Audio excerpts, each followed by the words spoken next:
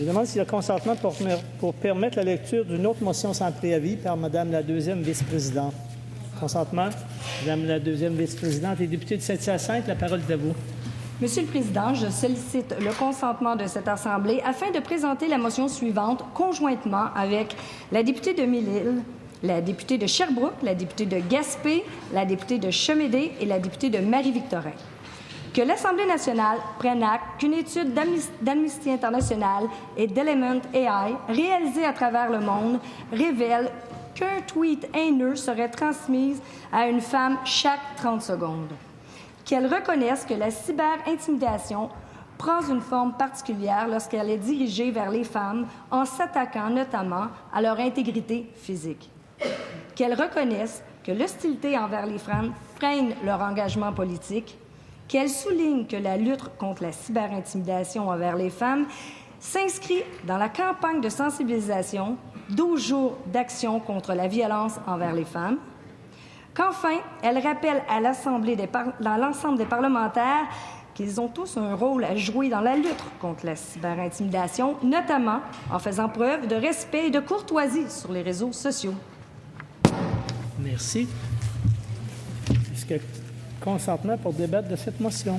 Alors, Monsieur le Président, il y a consentement pour un débat de 2 minutes par intervenant, en débutant par la deuxième vice-présidente et députée de Saint-Hyacinthe, la députée de Bourassa-Sauvé, la députée de Sherbrooke et la députée de Gaspé.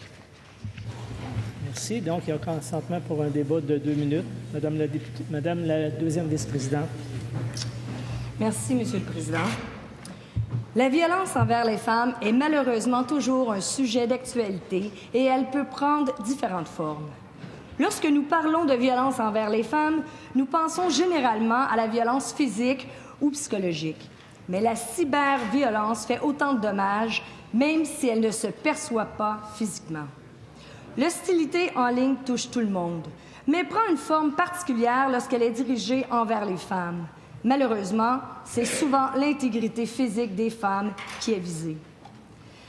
Ayons une pensée pour toutes ces femmes, et spécialement pour les jeunes filles qui subissent de la cyberintimidation jour après jour.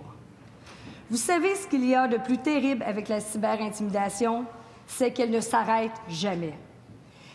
Elle pousse malheureusement trop souvent des jeunes à commettre l'irréparable. Une étude d'Amnesty International et d'Element AI réalisée à travers le monde nous apprend qu'un tweet haineux serait transmis à une femme aux 30 secondes. Imaginez-vous. L'étude démontre également que dans le cas des femmes élues, ce harcèlement ne diffère pas selon les allégeances politiques.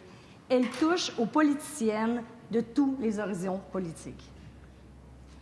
L'hostilité en ligne freine l'engagement politique, spécialement chez les femmes. Les candidates potentielles craignent un jour d'être victimes de cyberviolence, mais surtout appréhendent l'impact qu'elles pourraient avoir sur leurs proches, qui finiront nécessairement par en être témoins. Chaque élu a une responsabilité individuelle face à ce fléau. Nous pouvons toujours choisir le respect et donner le ton à des échanges où les opinions peuvent diverger, sans toutefois tomber dans l'intimidation. Comme élus, nous avons aussi le pouvoir de veiller à ce que nos collaborateurs, nos employés évitent toute forme de cyberintimidation et de cyberviolence, spécialement sur les réseaux sociaux. J'espère que notre message sera entendu et sera porteur de changement. Merci, Monsieur le Président. Merci, Madame la vice-présidente.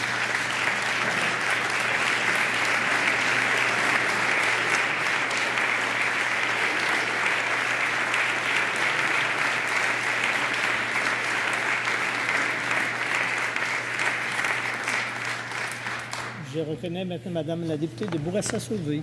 Merci, Monsieur le Président. Une militante de Montréal-Nord, Anastasia Marcelin, immigrante, femme de tête au sein du milieu communautaire, a dénoncé le soir du 5 novembre dernier des politiques du gouvernement du Québec en matière d'immigration dans une vidéo en direct. Sa vidéo s'est rapidement propagée sur les réseaux sociaux et rapidement, les attaques n'avaient plus rien à voir avec le discours politique.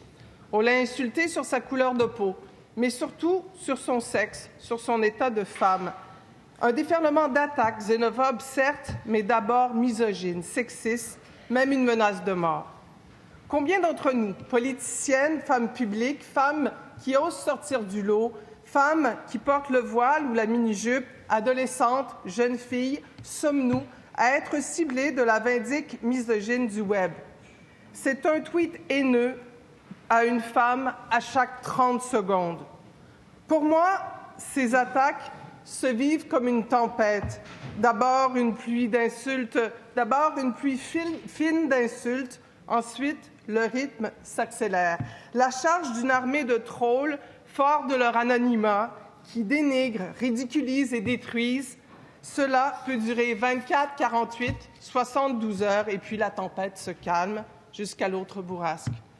Pour Anastasia, la première tempête s'est transformée en cyclone, essentiellement misogyne d'ennemis locaux. Le harcèlement dure depuis 3 semaines. Anastasia est une femme adulte, une force de la nature. Et pourtant, ça fait mal, Monsieur le Président. Un mal insidieux, psychologique. Ce matin, elle me parlait même, elle me disait qu'elle se sentait comme un viol collectif. C'est grave. Alors, que dire de cette violence pour une adolescente, une jeune fille? Je pense à Marjorie Raymond, qui s'est suicidée en Gaspésie en 2014. Les médias sociaux sont trop souvent un reflet de la violence ordinaire faite aux femmes. On s'attaque au corps des femmes, à leur sexualité, on dénigre leur intelligence, on aime les targuer d'incompétentes. Tout cela répond aux grands stéréotypes, une tentative tellement grossière, Monsieur le Président, de les remettre à leur place. Devant cet anachronisme violent, la seule défense, c'est le courage de dénoncer. À toutes les Anastasia, les Marjorie, à toutes ces jeunes femmes, à toutes les femmes, sachez que l'Assemblée nationale dénonce avec vous cette haine. Merci, Monsieur le Président. Madame la députée.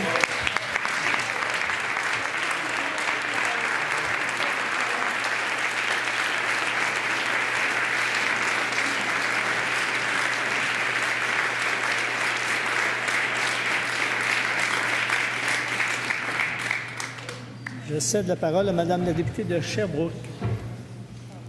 Merci, Monsieur le Président. On parle de violence en ligne ce matin, en particulier celle vécue par les femmes en politique. Alors, pour illustrer ce dont on parle, j'ai demandé à mes collègues de ma formation politique de m'envoyer des exemples de messages qu'elles reçoivent. J'en ai choisi quelques-uns que je vais vous lire pour que les parlementaires puissent comprendre de quoi on parle. Alors, vous allez m'entendre prononcer des mots que je n'ai pas l'habitude d'utiliser ni ici, ni nulle part. Et plusieurs de ces mots ne sont pas parlementaires. Et je m'excuse d'avance pour les propos vraiment difficiles à entendre que je vais lire. Sachez que c'est aussi très difficile pour moi de prononcer ces mots-là. Mais comme ces attaques gratuites font malheureusement partie du travail parlementaire pour les femmes et que c'est de ça dont il est question, je pense que c'est nécessaire. Alors voici des exemples de mots reçus par moi et par les 4 autres femmes de mon caucus. Pauvre dinde, maudite folle, quelle conne! Tu es une maudite sans génie. Tu es une bonne à rien, tu ne comprends rien. Va chier la brebis. Si j'étais ton fils ou ta fille, j'aurais honte de ma mère. Tu devrais décrisser car tu n'es qu'une pollution à voir. Retourne vivre dans le village d'où tu viens, inutilité vivante. Tu es une calice de prostituée, hostie de plot sale, criminelle et corrompue.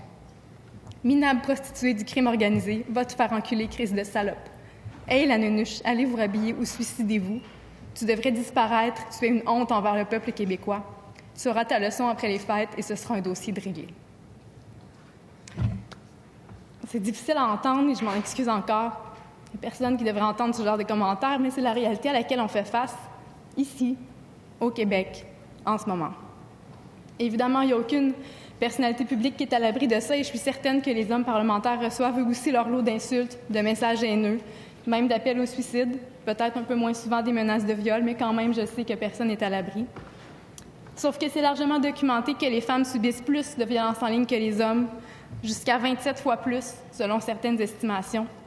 Et les femmes qui font de la politique sont particulièrement visées, peu importe où elles se situent sur le spectre gauche-droite. Plus elles s'expriment publiquement, plus les femmes subissent de violences. Et les attaques envers les femmes qui font de la politique ne sont pas nouvelles.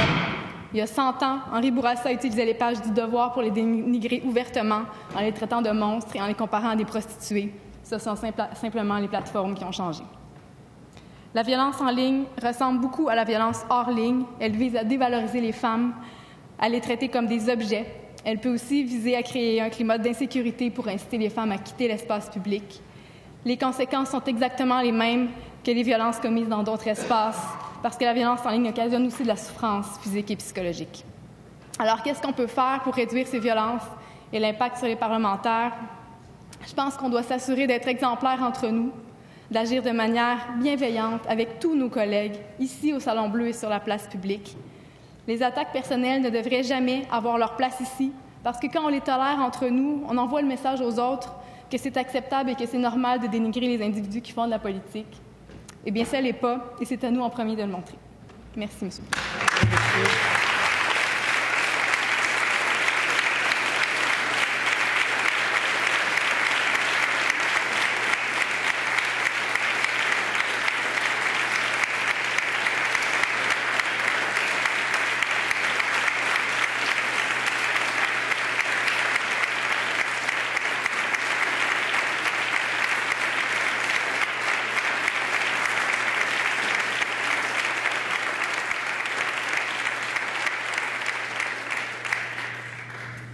Je cède la parole à Madame la députée de Gaspé.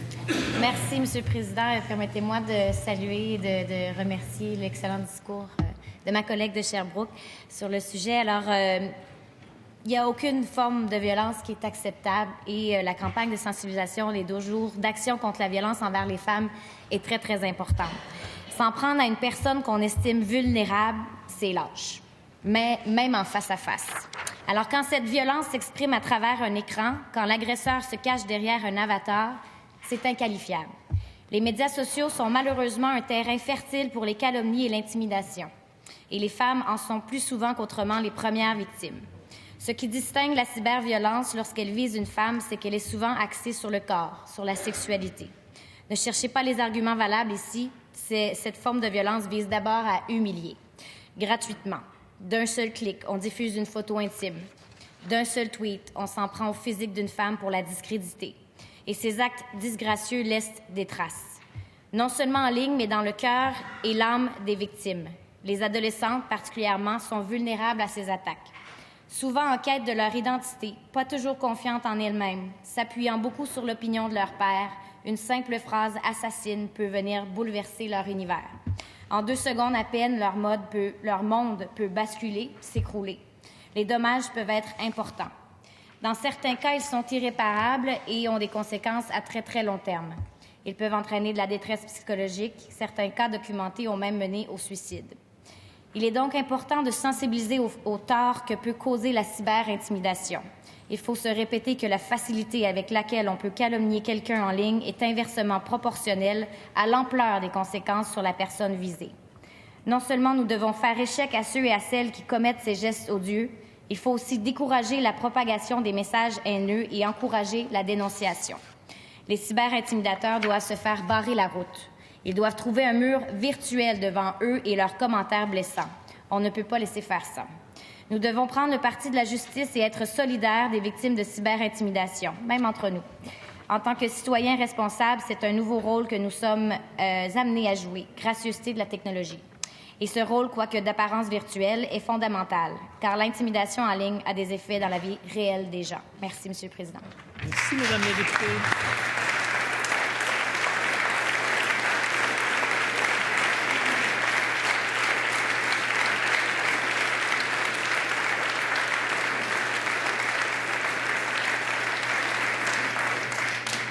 Cette motion est-elle adoptée? Oui, Monsieur le leader du gouvernement. Oui. Monsieur le Président, j'ai entendu les commentaires, puis je prends la parole comme homme. Mesdames, on est avec vous pour mener ce combat, parce que personne ne mérite de tels propos. Merci.